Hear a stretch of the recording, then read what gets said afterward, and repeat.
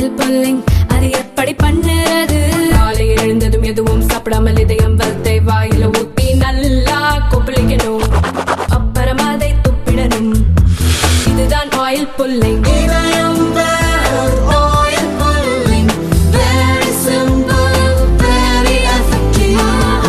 மணிப்பூரில் குக்கி பழங்குடியினர் வசிக்கும் பகுதியில் போதை செடிகளை அழிக்க சென்ற போலீசார் மீது தாக்குதல் நடத்தப்பட்டது.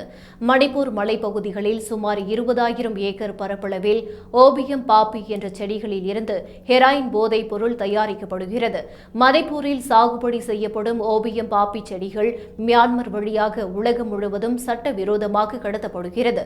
மணிப்பூர் மற்றும் வடகிழக்கு மாநிலங்களில் அதிகரித்து வரும் போதைப் பொருள் கடத்தலை தடுக்க மணிப்பூர் மாநில அரசு 2017ஆம் ஆண்டு முதல் அதிதீவிர நடவடிக்கைகளை மேற்கொண்டு வருகிறது.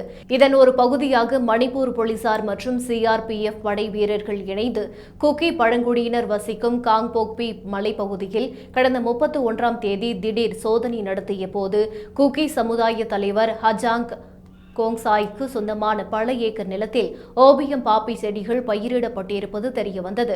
அவற்றை அழிக்க முயன்ற போலீசார் மீது திடீரென நடத்தப்பட்ட தாக்குதலில் மாவட்ட எஸ்பி மனோஜ் பிரபாகர் உட்பட ஏராளமான போலீசாருக்கு காயம் ஏற்பட்டது.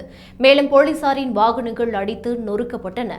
பின்னர் கூடுதல் போலீசார் வரவழைக்கப்பட்டு தாக்குதல் நடத்திய கும்பலை போலீசார் அடித்து விரட்டிய நிலையில் சுமார் 45 ஏக்கர் பரப்பளவில் பயிரிடப்பட்டிருந்த ஓபியம் பாப்பி செடிகளை போலீசார் இதேபோல மணிப்பூரின் பல்வேறு பகுதிகளில் ஓபியம் பாப்பி செடிகளை அழிக்கும் நடவடிக்கையில் போலீசார் தீவிரமாக ஈடுபட்டுள்ளனர். இதுகுறித்து பேசிய முதல்வர் பிரேன் சிங், இந்த சட்டவிரோத நடவடிக்கைகளை தடுப்பதில் தென்னௌபால் மாவட்ட காவல்துறை, BSF, AR, ரிசர்வ் லைன் குழுக்கள், வனத்துறை மற்றும் கலெக்டரின் ஒருங்கிணைந்த முயற்சிகளை பாராட்டுகிறேன் என்று தெரிவித்தார்.